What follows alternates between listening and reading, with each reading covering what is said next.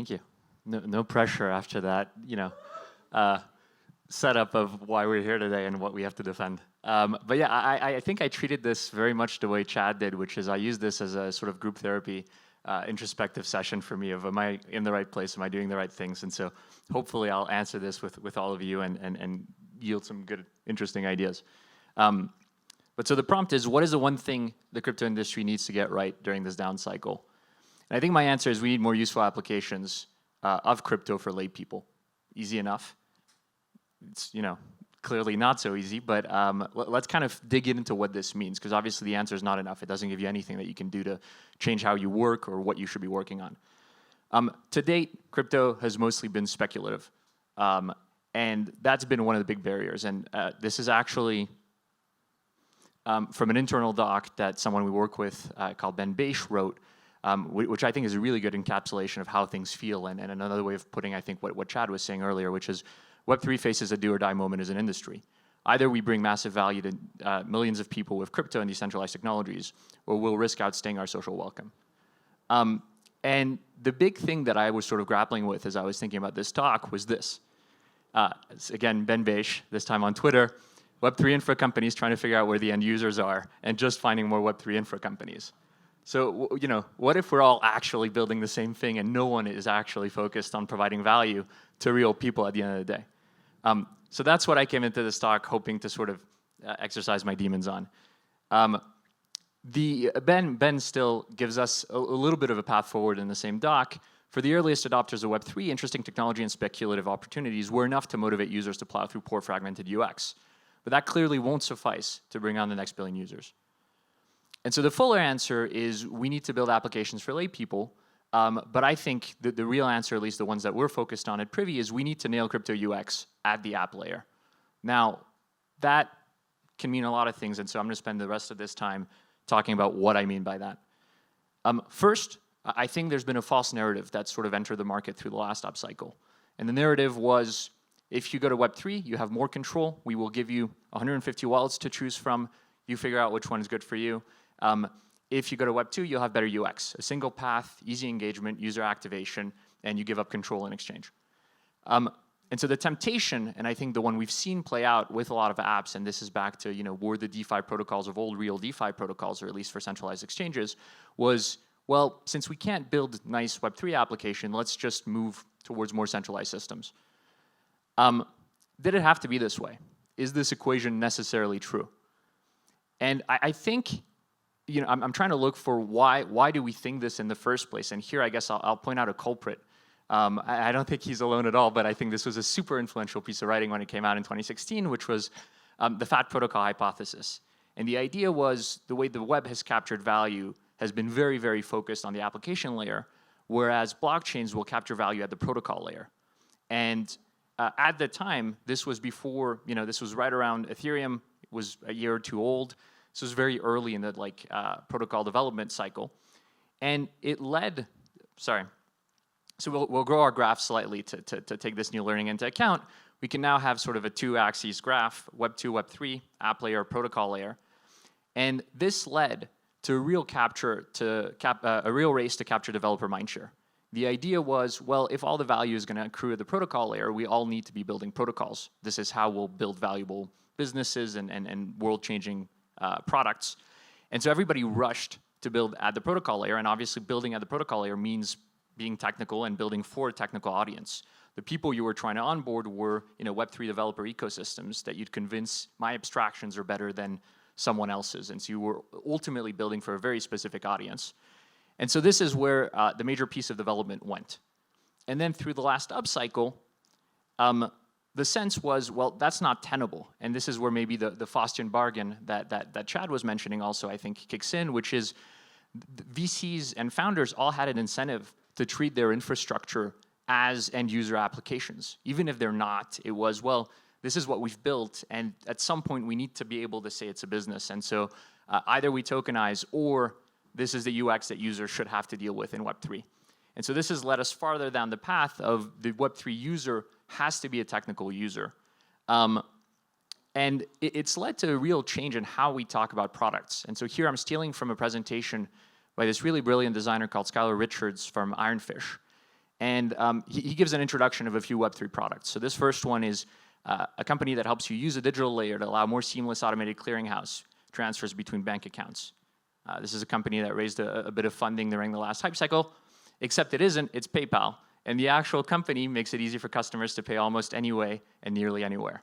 And so this is the difference between how you can talk about your product in Web3 versus how you should talk about your product in Web2. Likewise, we've got secure sockets layer, transport layer security for data transfer, creating a secure tunnel protected by 128-bit or higher advanced encryption. Standard, yeah. Does anybody have a sense of what company this is? I'll have a last one. This is Dropbox. Organized, secure, always accessible. And finally, ACH processing for P2P transactions with low transfer fees. This is Venmo.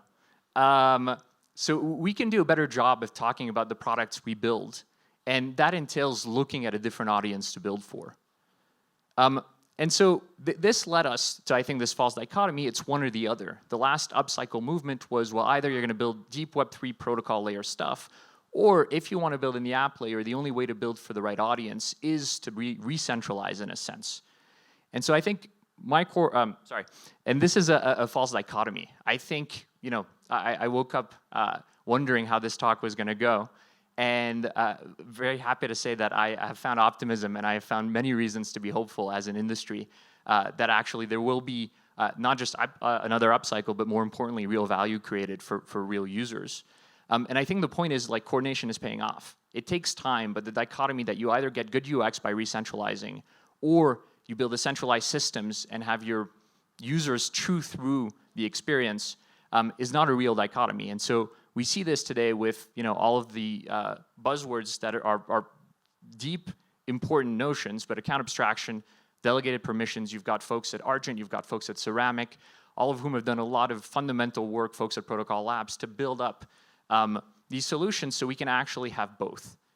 And so this is where we'll introduce Joel's updated worldview, which is crypto services as a whole includes all of the underlying layers of work and data. And I guess my point is, it is time to start moving our attention squarely higher in the stack towards the application layer. So the question then is, what makes a Web3 app? We've covered the two parts. The bottom right quadrant is necessary but not sufficient. The top left quadrant gives us the worst of crypto and the worst of Web2 together, so it's clearly not the right path. So what do we have in the top right quadrant? What should we be building for? For that, I think it's worth going back to why we're building in Web3 at all. I think the three core values that I could distill that I think make a Web3 product, and some of them have multiple, some of them have only one, is data and assets should be composable. They should work across different apps. The systems themselves should be open and transparent. They should be auditable. I hate the word trustless, but this is the closest thing I have to it that I like. The actual logic should be programmable. And I think this fosters like market competition. It means multiple companies can use the same data sets to provide different product experiences, which yields completely different outcomes. The pace of innovation in Web3 can be much greater than anywhere else because of this. And so I would ask myself, does an app express these characteristics? And if so, how should it utilize the underlying stack to do it right? And so to go back to the beginning and hopefully leave with a few concrete sort of heuristics, what is the one thing the crypto industry needs to get right during this down cycle? We need to nail crypto UX at the app layer by building real crypto apps. And by real crypto apps, we mean the ones that utilize the best parts of crypto. Now, to me, there are three lessons on how to do this. The first is, let's try and build for users, not experts. And here, I'm stealing Skylar's work again.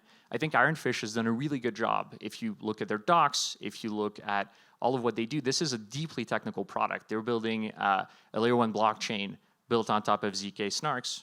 And yet, they are trying to make this relatable. They are talking to users at a level users can understand. So stop marketing to developers, start marketing to the layperson. When you see a buzzword in the copy of the things that you write, really try and push, do I need this? Or is it just because I'm afraid there won't be a market if I take out the words account abstraction from my pitch deck?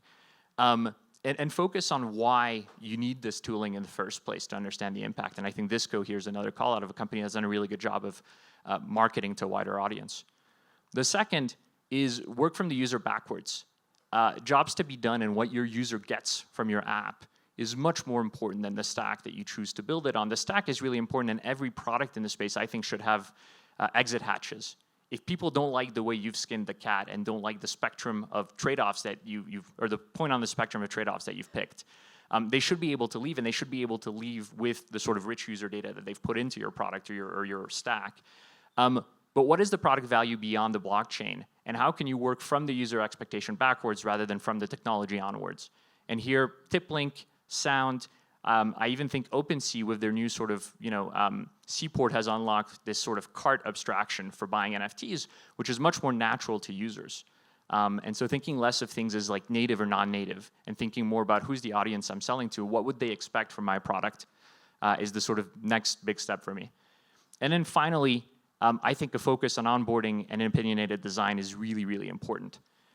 Self-custody is, I think, at the heart of why we're building in this space. If we give it up, I think then we're just building Web2 products all over again. But it doesn't mean letting the user do all the work. Again, I think exit hatches are really important, but I think as developers, we need to be very opinionated about the interfaces that we offer. We need to meet users where they are, and I think, frankly, a good trick here is focus on mobile. Whenever you're thinking about an app experience that you want to build or a product experience that you want to build, think to yourself, how would it work on an Android or on an iPhone? Because that'll just make the entire thing much harder to build, and it'll get you closer to like a usable experience. Again, from the same Ironfish presentation, Skylar compares here the fiat on-ramp for Rainbow and for Phantom. And one of them is just much more straightforward. You put in the money that you want, you have one option, it's Apple Pay. They understand, I guess, their customer segment well enough to know that that's the natural way for them to go, instead of saying, here are 8 solutions that you have. So with that, those are the sort of 3 lessons that we have. Obviously here at Privy, we're very focused on all 3, but on user onboarding especially. I think the take for us is we want to build and partner with products that are building crypto-native products, but for mainstream audiences. We think by trying to build sort of crypto-native experiences for this new segment of the market, we'll get to what the interesting apps out there are. Thank you.